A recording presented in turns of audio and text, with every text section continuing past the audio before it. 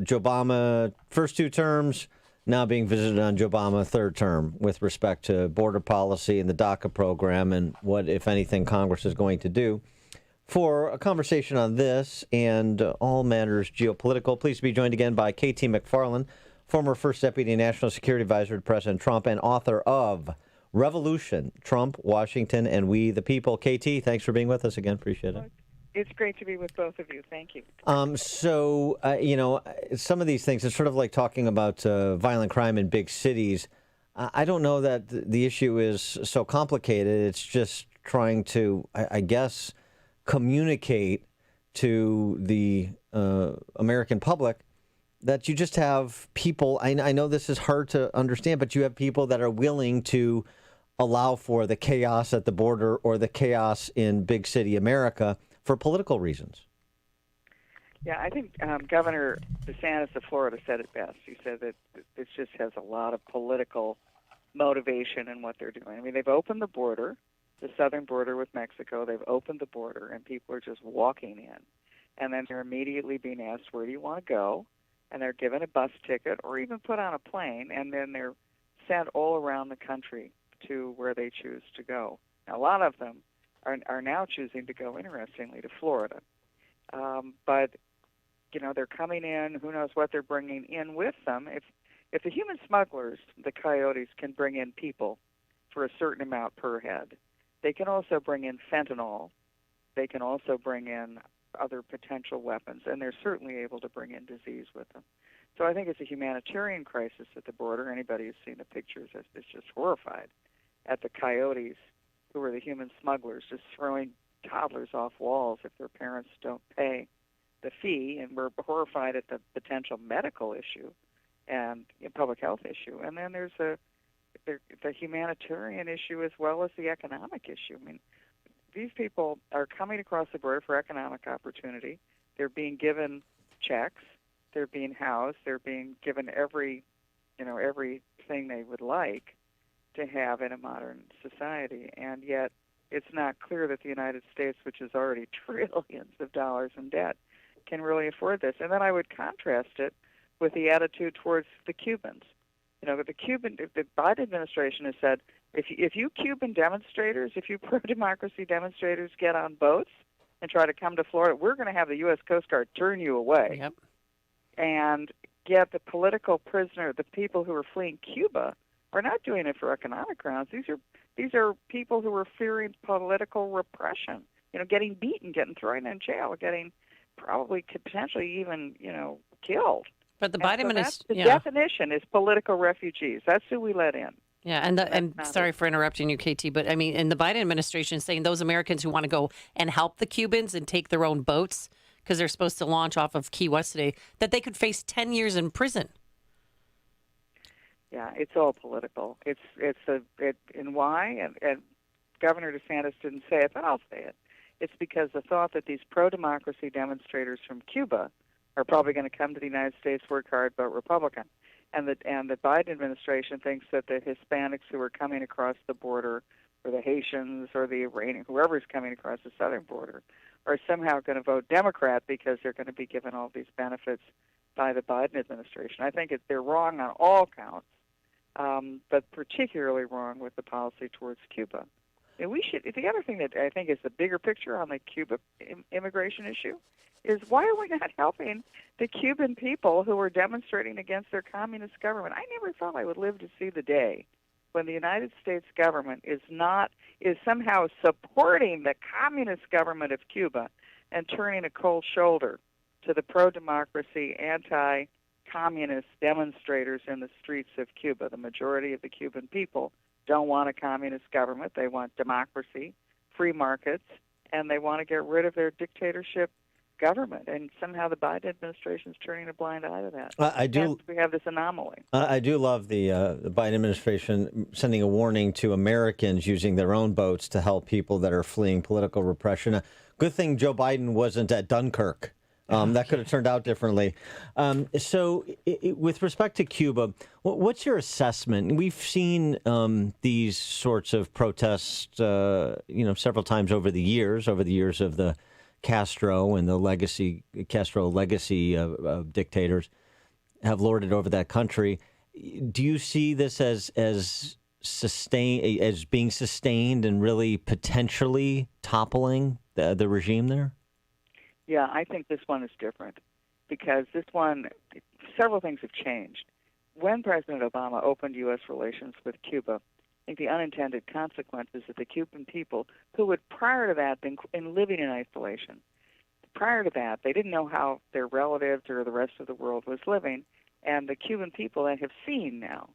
This is how our relatives, our cousins who went to America, they're thriving, and we're not. We're in a country that is keeping us poor, poorly educated, taking our pharmaceuticals now. We have no public health system, and yet we're a wealthy country, potentially a wealthy country. So I think that the Cuban people all of a sudden saw they had an option. And then, secondly, the difference is at this time it was spontaneous demonstrations all around the country, amplified by social media, where somebody in one town said to their cousin in another town, we're going to the streets, we've had enough. And the third thing is that they were willing to do it at all ages, young, old, but they were willing to do it knowing that the Cuban secret police force would come out and beat them up and intimidate them and go back to their homes and destroy their homes. So the fact that you've got this large number of people who demand a better life, I think this is a pre-revolutionary situation only if the United States helps, not by sending in the Marines. All these people want is their internet turned back on. The Cuban government shut it down. All they want is their internet turned back on. They'll take it from there. And yet the Biden administration, which would be the easiest thing to do, Dan, the easiest thing to do, we could put a couple of hot air balloons or some drones, and we could reestablish the internet in Cuba, and then the Cuban people take it from there. But aren't they fighting, too, for more vaccines and better health care? Yes, that is part of it, Amy, and that is probably the tipping point of it. But here's what happened in Cuba. The Cuban government, when they were offered the vaccine by the UN, by the U.S., by China, by Russia, fellow communist countries, they turned it down. They said, no, we're so smart. We're going to develop a Cuban vaccine, and we're going to be the savior of the world. Well, how do you think that turned out? Pretty badly. There is no Cuban vaccine that's been approved. And at the same time, the Cuban government took whatever medical supplies they were getting, and then they sold them to other countries in South and Central America, keeping the profits for the ruling class, the ruling communist elite in Cuba. So the government has so mismanaged the health care issue for the Cuban people. And again, they're living like kings. But the Cuban people are starving. I'll look forward to Michael Moore's sequel to Sicko that documents all of this. Another situation that is turning out very sadly is Hong Kong. And there was this good piece over at Substack by a Hong Kong and London-based writer named Archie Hall, basically saying goodbye to Hong Kong. He notes that the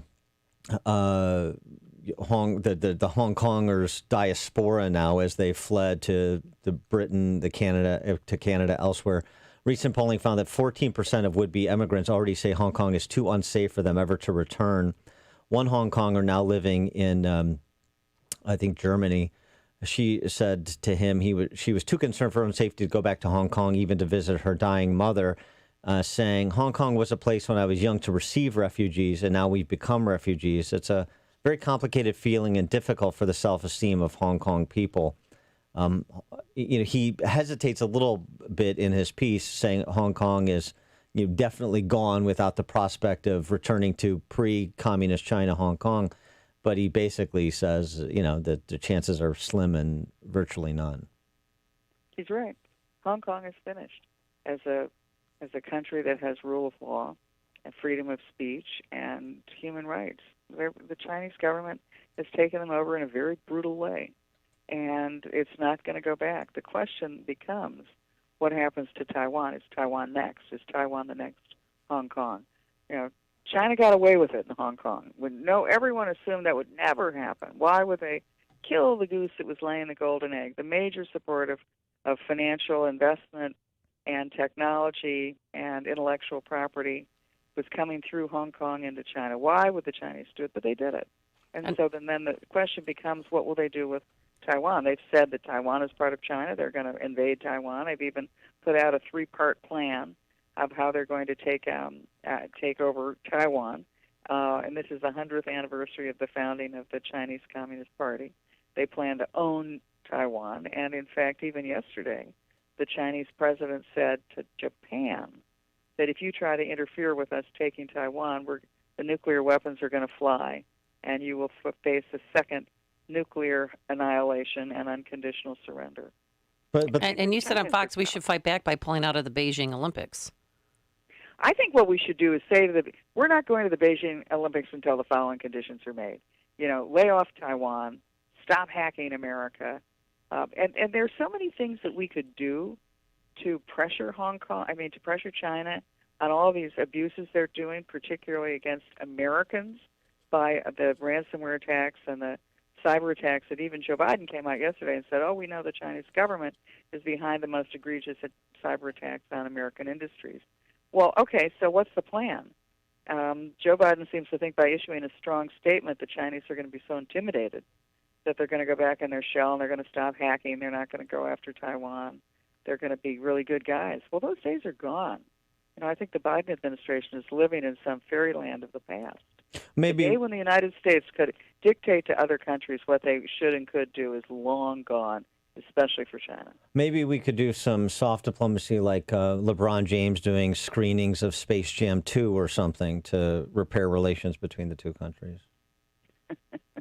I'm assuming that was sarcasm. Yes, that's sarcasm.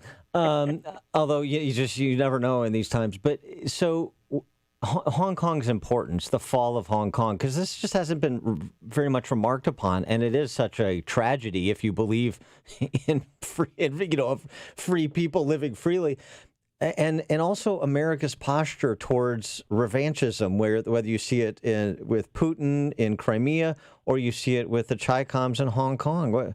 What are we doing? Nothing. Issuing strong statements.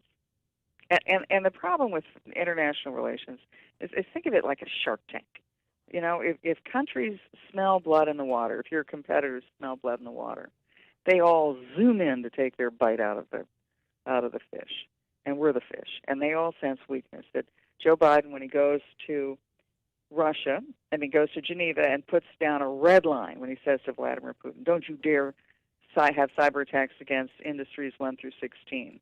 Well, that's an open invitation to go after industry 17 on up. There'll be no consequence. And when the Russians did the inevitable, which is started doing hack attacks, cyber attacks on number 1 through 16, what was the plan? You don't issue red lines, you don't issue threats unless you plan to carry them out. But I think, again, the Biden administration is living in a golden past when they thought America was the richest country and the most powerful country in the world. And we could borrow money and nobody would care. They would happily lend it to us. When we could tell countries, just by shaming them in public, we want you to do this or else. And we'd never have to come up with the for or else. The Chinese are laughing. I mean, the Chinese have and they're very open about it. They plan to replace the United States within the decade as the dominant world power, rewrite the rules of order in the world so that all the things that you just mentioned, Dan, freedoms, freedom of speech, all the things that we think are basic human rights, they will no longer be basic human rights, not only in China, but around the world. She is KT McFarland, former First Deputy National Security Advisor of President Trump, author of Revolution, Trump, Washington, and We the People. KT, thanks as always. Appreciate it. Thanks, Amy, and thanks, Dan. Thank you. And she joined us on our turnkey.pro answer line. This is Chicago's Morning Answer. Your show keeps me alive during the week.